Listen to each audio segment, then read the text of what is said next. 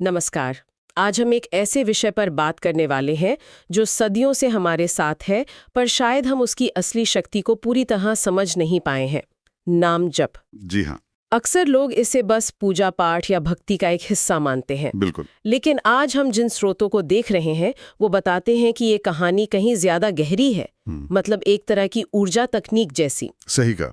ये समझना बहुत जरूरी है कि नाम जप को सिर्फ एक धार्मिक क्रिया मानना इसकी पूरी क्षमता को सीमित कर देता है। हाँ। स्रोत इसे एक ऐसी शक्तिशाली प्रक्रिया की तरह दिखाते हैं जिसका असर हमारे मन, हमारे शरीर और यहाँ तक कि हमारी ऊर्जा पर भी होता है, और इसमें गहरा बदलाव लाने की एक अद्भुत क्षमता है। और कमाल की बात यह है कि ये कोई आज की बात नहीं है। नहीं, बिल्कुल नहीं। इतिहास भरा पड़ा है। रामकृष्ण परमहंस, मीराबाई, तुलसीदास जी, चैतन्य महाप्रभु और आजकल के समय में भी देखें तो परमहंस योगानंद जैसे कितने ही संतों ने, साधकों ने नाम जप के महत्व पर बहुत जोर दिया है। हाँ, और उन सबका अनुभव एक ही तरफ इशारा करता था। क्या? कि नाम में ही साक्षात ईश्वर हैं। मतलब नाम और जिसका वो नाम है उनमें कोई फर्क नहीं है। अच्छा, नाम और नामी एक हैं। हाँ, इसी गहरे सच को नारद भक्ति सूत्र बहुत छोटे में पर बहुत खूबसूरती से कहता है।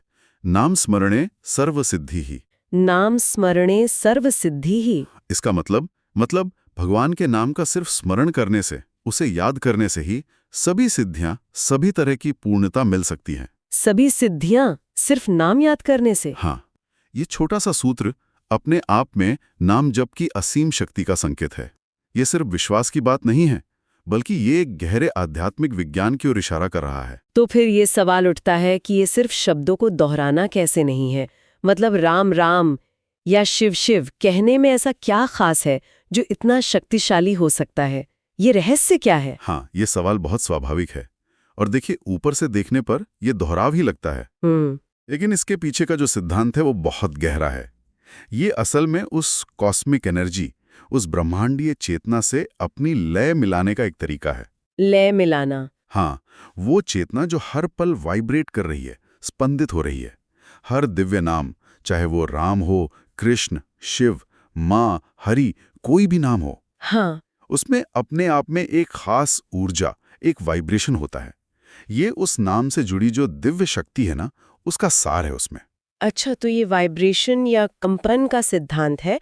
तो जब हम किसी नाम को लगातार दोहराते हैं तो क्या होता है? हम उस कंपन से जुड़ते कैसे हैं? देखिए, जब हम किसी नाम को श्रद्धा से, ध्यान से और लगातार दोहराते हैं, तो हमारी अपनी जो एनर्जी सिस्टम है, हमारा मन, हमारी चेतना, वो धीरे धीरे उस नाम के कंपन के साथ सिंक होने लगती है। सिंक होने लगती है? हाँ, तालमेल बिठाने लगती है। इसे रेजोनेंस या अनुनाद कहते हैं। जैसे किसी सितार के तार को सही सुर में मिलाते हैं ना, हाँ हाँ। वैसे ही नाम जाप हमारे अंदर के सिस्टम को उस दिव्य फ्रीक्वेंसी के साथ ट्यून करता है। हम उस ऊर्जा के साथ एक लय में आ जाते हैं। ये सुनने में तो बहुत आध्यात्मिक लगता है और शायद कुछ लोगों के लिए थोड़ा एब्स्ट्रैक्ट भी हो। पर आजकल की दुनिया तो हर चीज का वैज्ञानिक प्रमाण ढूंढती है। क्या इस प्राचीन प्रैक्टिस के असर को मॉडर्न साइंस किसी तरह से मापता है या समझता है, या ये सब बस आस्था का ही खेल है? नहीं नहीं, ये बहुत अहम सवाल है। और मजे की बात यह है कि आधुनिक विज्ञान अब उन प्रभावों को समझने और मापने लगा है जिन्हें संत और योगी हजारों साल से अपने अनुभव से बताते आ रहे हैं। अच्छा। हाँ, ये सिर्फ आस्था नहीं है। इसके पीछे अब ठोस न्यूरोबायोलॉजिकल और फिजियोलॉजिकल प्रक्रियाएं काम करती हुई दिख रही हैं। जैसे कि? कोई खास रिसर्च हुई है इस पर? हाँ, कई हुई हैं। मिसाल के तौर पर न्यूरोसाइंस की रिसर्च बताती है कि जब कोई व्यक्ति किसी मंत्र या नाम को रेगुलरली दोहराता है, हाँ, तो दिमाग का एक हिस्सा होता है प्रीफ्रंटल कॉर्टेक्स। प्रीफ्रंटल कॉर्टेक्स, ये तो शायद वो हिस्सा है जो सोचने, समझने, फैसले लेने में मदद करता है। बिल्कुल सही। ये हमारे ब्रेन का एग्जीक्यूटिव सेंटर है। निर्णय लेना, प्लानिंग करना, फोकस करना, अपने इमोशंस को कंट्रोल करना, ये सारे जरूरी काम यहीं से होते हैं। तो अगर इस हिस्से की एक्टिविटी बढ़ती है तो इसका सीधा मतलब हुआ कि हमारा फोकस करने का पावर और इमोशनल स्टेबिलिटी बेहतर होती है। हाँ, ये सिर्फ महसूस करने की बात नहीं, ये ब्रेन के लेवल पर बदलाव है। बिल्कुल। ये कोई सब्जेक्टिव अनुभव नहीं रह जाता। बेहतर कंसंट्रेशन, कम इमोशनल रिएक्टिविटी, ज्यादा मेंटल क्लैरिटी, ये सब प्रीफ्रंटल कॉर्टेक्स के बेहतर काम करने से जुड़े हैं। तो नाम जप एक तरह से इस जरूरी ब्रेन एरिया की एक्सरसाइज है। ये तो हुई दिमाग की बात, लेकिन स्ट्रेस का असर तो पूरे शरीर पर होता है। क्या नाम जप का शरीर के फंक्शन पर भी कोई सीधा मापने लायक असर दिखता है? हाँ, बिल्कुल दिखता है। और यहाँ हार्वर्ड यूनिवर्सिटी और दूसरी जगहों पर हुई रिसर्च बड़ी दिलचस्प बातें बताती हैं। क्या बताती है? इन स्टडीज में पाया गया कि बार-बार प्रार्थना या मंत्र जप करने से हमारे शरीर का पैरासिम्पैथेटिक नर्वस सिस्टम एक्टिवेट होता है। पैरासिम्पैथेटिक नर्वस सिस्टम, ये तो शायद शरीर का रेस्ट एंड डाइजेस्ट सिस्टम है। मतलब जो हमें शांत करता है। एकदम सही पहचाना। ये स्ट्रेस वाले सिस्टम, सिंपैथेटिक नर्वस सिस्टम, जिसे फाइट और फ्लाइट कहते हैं, उसके उलट काम करता है। अच्छा। जब पैरासिम्पैथेटिक सिस्टम एक्टिव होता है तो बॉडी रिलैक्स मोड में आती है, हार्ट रेट धीमी और रेगुलर होती है, ब्लड प्रेशर कम होता है, डाइजेशन बेहतर होता है और सबसे जरूरी कॉर्टिसोल जैसे स्ट्रेस हार्मोन्स का प्रोडक्शन कम हो जाता है। तो इसका मतलब ये हुआ कि नाम जप सीधे सीधे हमारे फिजिकल स्ट्रेस रिस्पॉन्स को कम करने में मदद करता है। जी हाँ। ये सिर्फ मानसिक शांति का एहसास नहीं दे रहा, बल्कि शरीर को गहरे लेवल पर आराम और हीलिंग मोड में ला रहा है। ये तो आजकल की तनाव भरी जिंदगी के लिए बहुत ही काम की जानकारी है। बिल्कुल। ये समझना जरूरी है कि ये प्रक्रिया हमारे नर्वस सिस्टम को बैलेंस करती है, और कुछ थियोरीज तो इससे भी आगे जाती हैं। अच्छा, कैसे? उनका मानना है कि नाम का कंपन इतना सूक्ष्म और शक्तिशाली हो सकता है कि ये हमारे सेलुलर लेवल तक, मतलब कोशिकाओं तक, यहाँ तक कि डीएनए के लेवल तक पॉजिटिव रेजोनेंस भेज सकता है। डीएनए लेवल तक? ये तो बहुत गहरा है। हाँ, हालांकि इस एरिया में अभी और रिसर्च की जरूरत है, पर यह संभावना नाम जप की गहराई की ओर इशारा करती है। ये वाकई कमाल है कि कैसे हजारों साल पुराना ज्ञान और आज का विज्ञान एक ही तरफ इशारा कर रहे हैं, भले ही उनकी भाषा अलग हो। चलिए अब थोड़ा पीछे चलते हैं। हमारे अपने शास्त्र इस बारे में क्या कहते हैं? क्या ग्रंथों में नाम जप के महत्व का साफ और मजबूत जिक्र मिलता है? हाँ, बहुत सारे ग्रंथों में मिलता है और बहुत मजबूती से मिलता है। भागवत पुराण के 12वें स्कंद में एक बहुत ही फेमस श्लोक है जो अक्सर कोट किया जाता है। कौन सा? कलेर दोषनिधे राजन नस्ति एको महान गुणा कीर्तनादेव कृष्णस्य मुक्त संगः परम व्रजेत। और इसी कॉन्टेक्स्ट में एक और प्रसिद्ध लाइन है, कलौ नास्त्येव नास्त्येव नास्त्येव गतिरन्यथा केवलम हरिनाम संकीर्तनम। इसमें नास्त्येव 3 बार क्यों दोहराया है? इसका क्या मतलब है? इसका सीधा और साफ मतलब है कि कलयुग में जिसे दोषों का खजाना माना गया है, उसमें मुक्ति या आध्यात्मिक तरक्की का कोई और रास्ता नहीं है, नहीं है, नहीं है, सिवाय हरि नाम के संकीर्तन यानी गुणगान और जप के। अच्छा, नहीं है, नहीं है, नहीं है, इतना जोर? हाँ, ये 3 बार दोहराना सिर्फ कविता के लिए नहीं है, ये उस बात पर बहुत ज्यादा जोर देने के लिए है, उसकी परम जरूरत और अहमियत को दर्शाने के लिए है। ये बताता है कि कलयुग के लिए इसे सबसे आसान और सबसे असरदार साधना माना गया है। मतलब इस मुश्किल युग के लिए एक आसान उपाय। और क्या शिव पुराण या दूसरे ग्रंथों में भी ऐसा कुछ कहा गया है? हाँ, शिव पुराण में भी साफ जिक्र है। एक जगह कहा गया है, नाम जपात परमम तत्वम नास्ति लोके महामुने। इसका अर्थ है, हे महामुनि, इस संसार में नाम जप से बढ़कर कोई श्रेष्ठ या ऊंचा तत्व, मतलब साधना या सत्य नहीं है। ये नाम जप को सबसे ऊंची साधना का दर्जा देता है।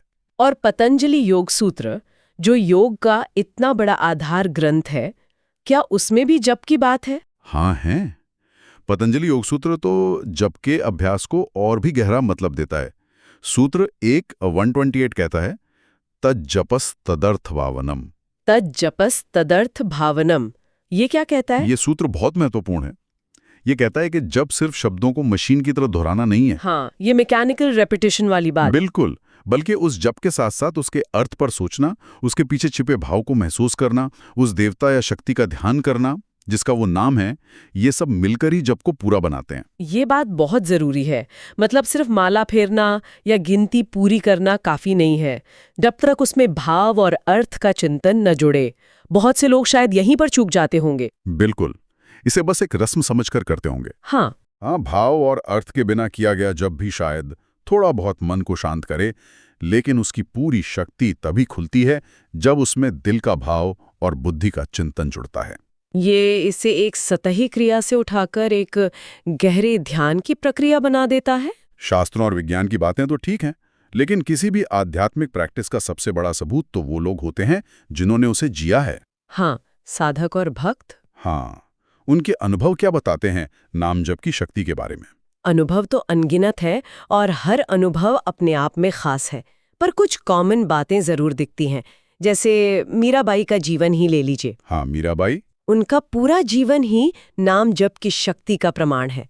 चाहे जहर का प्याला हो या समाज के ताने, उनका एक ही सहारा था, गिरधर का नाम। उनका वो प्रसिद्ध पद है ना, पायो जी मैंने राम रतन धन पायो, और नाम बिना सुख नाही। हाँ, बिल्कुल। ये उनके लिए सिर्फ कल्पना नहीं थी, ये जीवन की सच्चाई थी। एक वो भक्तों के वर्णन मिलते हैं जहां वे राधा नाम या कृष्ण नाम जपते हुए बहुत गहरी शांति, ऐसा आनंद जिसे बताया नहीं जा सकता, और यहाँ तक कि आनंद के आंसू जिसे भक्त प्रेमाश्रु कहते हैं, उसका अनुभव करते हैं। Tears of bliss. हाँ, कई लोगों ने तो शारीरिक और मानसिक बीमारियों से चमत्कारी ढंग से ठीक होने के मतलब हीलिंग के अनुभव शेयर किए हैं। ये अनुभव पर्सनल होते हैं, पर उनमें एक पैटर्न दिखता है।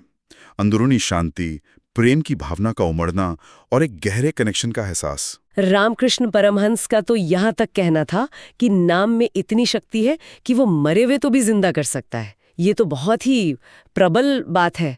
इसका क्या मतलब हो सकता है? हाँ, ये कथन नाम की असीम शक्ति पर उनके गहरे विश्वास को दिखाता है। इसका लिटरल मतलब लेना शायद ठीक ना हो, बल्कि इसका भाव समझना जरूरी है। मृत का मतलब यहाँ शायद आध्यात्मिक रूप से मरा हुआ व्यक्ति है, जिसकी चेतना सोई हुई है। अच्छा। नाम जब उसमें नई चेतना, नया जीवन फूंक सकता है। ये नाम और नामी यानी ईश्वर की अभिन्नता पर जोर देता है। नाम लेना ईश्वर को पुकारना ही है, और सच्ची पुकार कभी अनसुनी नहीं जाती। क्या हर नाम की अपनी एक खास ऊर्जा या असर होता है?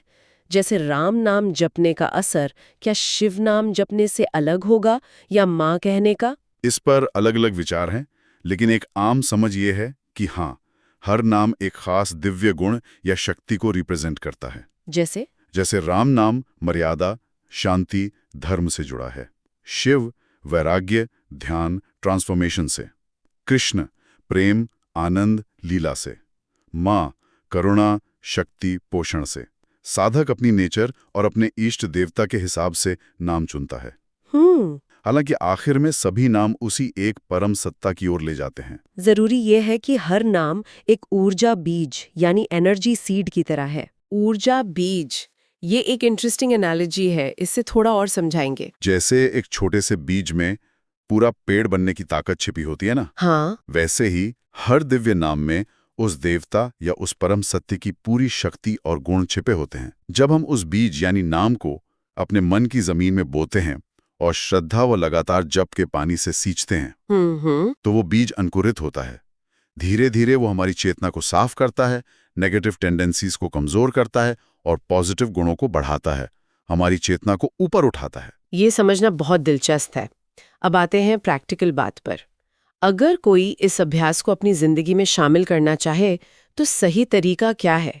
क्या कोई खास नियम, समय, जगह या तैयारी चाहिए? देखिए, नाम जप की सबसे बड़ी खूबसूरती और प्रैक्टिकलिटी इसी बात में है कि ये सबसे आसान साधनाओं में से एक है। अच्छा। हाँ, इसके लिए किसी खास परिस्थिति, आसन या तामझाम की कोई अनिवार्य जरूरत नहीं है। हाँ, अगर आप ध्यान की तरह बैठकर जप कर रहे हैं तो शांत जगह और स्थिर आसन से मदद मिलती है। ठीक है। लेकिन नाम जप की खूबी ये है कि इसे आप चलते फिरते, ट्रैवल करते हुए, घर का काम करते हुए, इंतजार करते हुए कभी भी कहीं भी कर सकते हैं। लक्ष्य तो इसे अजपा जप की स्टेज तक ले जाना होता है, जहां जप अपने आप ही अंदर चलता रहे। तो शुरुआत कैसे करें? कोई खास तरीका? सबसे पहला कदम है कोई एक मंत्र या भगवान का नाम चुनना, जिससे आपको एक नेचुरल खिंचाव महसूस हो, जो आपके मन को अच्छा लगे। वो ओम नमः शिवाय, हरे कृष्ण महामंत्र, श्री राम जय जय राम, ओम नमो भगवते वासुदेवाय, या सिर्फ राम, कृष्ण, शिव, माँ दुर्गा, गुरु, कुछ भी हो सकता है। हाँ। जरूरी ये है कि आप उस नाम से कनेक्ट फील करें। एक आम गलती लोग ये करते हैं कि जल्दी जल्दी नाम या मंत्र बदलते रहते हैं। अच्छा, ये नहीं करना चाहिए। नहीं, किसी एक पर टिक कर अभ्यास करना ज्यादा फायदेमंद होता है। और फिर उछिपना कैसे है? क्या आवाज निकाल कर बोलना जरूरी है? माला यूज करनी चाहिए? ये अपनी सुविधा और पसंद पर है। जप 3 मुख्य तरीकों से हो सकता है। कौन कौन से? एक है वाचिक जप, जोर से बोलकर ताकि आप खुद सुन सकें। ये शुरू में मन को फोकस करने में मदद करता है। ठीक है। दूसरा है उपांशु जप, होंठ और जबान हिलें, पर आवाज इतनी धीमी हो कि सिर्फ आप ही सुने या बिल्कुल न सुनाई दे। ये वाचिक से थोड़ा सूक्ष्म है। और तीसरा है मानसिक जप। बिना होंठ या जबान हिलाए सिर्फ मन ही मन नाम या मंत्र को दोहराना। इसे सबसे शक्तिशाली मानते हैं, क्योंकि इसमें ध्यान पूरी तरह अंदर चला जाता है। अच्छा, मानसिक जप सबसे शक्तिशाली है। हाँ, शुरू में वाचिक या उपांशु से शुरू करके धीरे धीरे मानसिक जप पर आ सकते हैं। माला का इस्तेमाल गिनती रखने और ध्यान बनाए रखने में हेल्प कर सकता है, पर वो जरूरी नहीं है। इसे अपने रोज की बिजी लाइफ में कैसे फिट करें? कोई प्रैक्टिकल टिप? एक बहुत असरदार तरीका है इसे अपनी सांस के साथ जोड़ना। सांस के साथ? कैसे? हाँ, ये बहुत नेचुरली हो सकता है। जैसे सांस लेते हुए मन में कहें श्री और सांस छोड़ते हुए कहें राम। अच्छा। या सांस लेते हुए ओम नमः और छोड़ते हुए शिवाय, या सिर्फ सांस के आने जाने के साथ नाम को महसूस करें। जब आप इस तरह अभ्यास करते हैं तो धीरे धीरे ये आपकी सांस का, आपके होने का हिस्सा बन जाता है। हाँ, ये तो सही है। फिर आपको अलग से टाइम निकालने की जरूरत कम महसूस होती है, क्योंकि ये हर सांस के साथ चल सकता है। लेकिन एक सवाल है, क्या ये सिर्फ शब्दों का मैकेनिकल रेपिटेशन नहीं बन जाता? अगर मन कहीं और भटक रहा है तो क्या तब भी इसका कोई फायदा होता है? क्योंकि मन को रोकना तो बहुत मुश्किल है। हाँ, ये बहुत ही प्रैक्टिकल और जरूरी सवाल है। पतंजलि का वो सूत्र तज्जपस तदर्थ भावनम यहाँ फिर काम आता है। अर्थ और भाव के साथ जप आइडियल है। लेकिन शुरू में और काफी समय तक मन भटकेगा ही। ये मन का नेचर है। अभ्यास ये नहीं है कि मन भटके ही नहीं, बल्कि ये है कि जैसे ही आपको याद आए कि मन भटक गया है, आप बिना खुद को कोसे धीरे से उसे वापस नाम पर ले आएं। बिना कोसे, ये जरूरी है। हाँ, बार बार, 1000 बार ऐसा करना पड़ सकता है। जरूरी है हार न मानना। और हाँ, यहां तक कि अगर मन भटक भी रहा है और आप यंत्रवत भी नाम दोहरा रहे हैं, तो भी उसका सूक्ष्म असर पड़ता है। अच्छा, तब भी? हाँ, जैसे कोई दवा अपना असर करती है, चाहे आप उसकी केमिस्ट्री समझें या ना समझें। नाम का वाइब्रेशन अपना काम करता रहता है, भले ही आपका कॉन्शियस मन उस समय कहीं और हो। धीरे धीरे ये अभ्यास मन को शांत करने में मदद करता ही है। ये जानना राहत की बात है कि परफेक्ट कंसंट्रेशन न होने पर भी प्रैक्टिस बेकार नहीं जाती। बिल्कुल नहीं। एक और बात सुनी है कि लगातार जप करने वाले के चारों ओर एक तरह का प्रोटेक्शन शील्ड बन जाता है।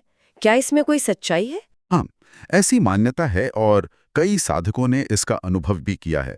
जब जप लगातार होने लगता है, चाहे वो होश में हो या बैकग्राउंड में अजपा रूप से, तो माना जाता है कि ये आपके चारों ओर एक सूक्ष्म ऊर्जा क्षेत्र, मतलब सटल एनर्जी फील्ड, या जिसे ऑरा कहते हैं, उसे प्योर और पावरफुल बनाता है। ऑरा को? हाँ, ये एक तरह का आध्यात्मिक या मानसिक कवच बन जाता है जो नेगेटिव विचारों, ऊर्जाओं और प्रभावों को आपसे दूर रखने में मदद करता है। यह आपको अंदर से ज्यादा स्टेबल और बाहरी सिचुएशन से कम प्रभावित होने वाला बनाता है। तो ये सिर्फ अंदरूनी शांति ही नहीं, एक तरह की बाहरी सुरक्षा भी दे सकता है? हाँ, ऐसा माना जाता है। ये सब सुनकर तो लगता है कि नाम जप एक बहुत ही कंप्लीट और मल्टी डायमेंशनल प्रैक्टिस है, जिसके फिजिकल, मेंटल, इमोशनल और स्पिरिचुअल सभी लेवल्स पर गहरे असर हैं। चलिए इस गहरी बातचीत को अब समेटते हैं। इसका सार या निचोड़ क्या कहा जा सकता है? मेरे ख्याल से नाम जप का असली चमत्कार या अल्टीमेट गोल सिर्फ कुछ दुनियावी इच्छाएं पूरी करना या यहाँ तक कि सिर्फ मानसिक शांति पाना ही नहीं है। हालांकि ये सब इसके बाय प्रोडक्ट्स हो सकते हैं। तो फिर असली चमत्कार क्या है? असली चमत्कार, जैसा कि संत बताते हैं, तब होता है जब जपने वाला यानी साधक, जपा जाने वाला नाम यानी साधन, और जिसका नाम जपा जा रहा है यानी साध्य या ईश्वर, ये तीनों धीरे धीरे एक होने लगते हैं। तीनों एक होने लगते हैं? हाँ, जब व्यक्ति अपने छोटे मैं या ईगो को उस नाम में, उस नाम वाले परमात्मा में घोलने लगता है, विलीन करने लगता है। मतलब जब जप करना एक काम न रहकर आपका नेचर बन जाए, जहां करने वाला, काम और क्रिया का फर्क मिटने लगे। बिल्कुल, एक ऐसी स्टेज जहां आपकी हर सांस, आपकी हर धड़कन, आपका हर ख्याल अनजाने में ही उस नाम का या उस डिवाइन प्रेजेंस का स्मरण बन जाए। आप नाम जप करते नहीं हैं, आप खुद नाम जप हो जाते हैं। वाह! आपकी पूरी सत्ता ही उस नाम की ऊर्जा से वाइब्रेट करने लगती है। कबीर ने कहा है ना, सुमरन सुरत लगाए कर मुख से कछू ना बोल, बाहर का पट बंद कर अंतर का पट खोल। यह उसी अंदरूनी अवस्था की तरफ इशारा है। क्या खूब! तो संक्षेप में कहें तो नाम जपो, मन पवित्र हो, यही भक्ति और चेतना के ट्रांसफॉर्मेशन की परम अवस्था की ओर ले जाने वाला रास्ता है। हाँ, ये सिर्फ एक धार्मिक विधि नहीं, बल्कि सेल्फ डिस्कवरी, सेल्फ प्योरिफिकेशन और उस परम सत्ता से जुड़ने का एक सीधा, सरल, शक्तिशाली और सबके लिए उपलब्ध माध्यम है। एकदम सही कहा। ये एक ऐसा रास्ता है जो किसी के लिए भी बंद नहीं है, चाहे उनका बैकग्राउंड कुछ भी हो। जरूरत है बस श्रद्धा, विश्वास और लगातार अभ्यास की। इस चर्चा के आखिर में हम अपने सुनने वालों के लिए एक विचार छोड़ना चाहेंगे। जरा इस पर सोचें, कैसे ये साधारण सा दिखने वाला लगातार जप, जिसे हमने ऊर्जा बीज कहा, जब आपके मन और चेतना में लगातार बोया जाता है तो वो धीरे धीरे उगकर न सिर्फ आपको गहरी आंतरिक शांति, स्थिरता और स्पष्टता दे सकता है, बल्कि आपके आसपास की दुनिया को देखने, समझने और उसके साथ डील करने के आपके पूरे तरीके को ही कितने सूक्ष्म रूप से बदल सकता है। ये बाहर से शायद न दिखे, पर ये एक लगातार खामोश अंदरूनी बदलाव की यात्रा हो सकती है। इस संभावना पर विचार जरूर कीजिएगा।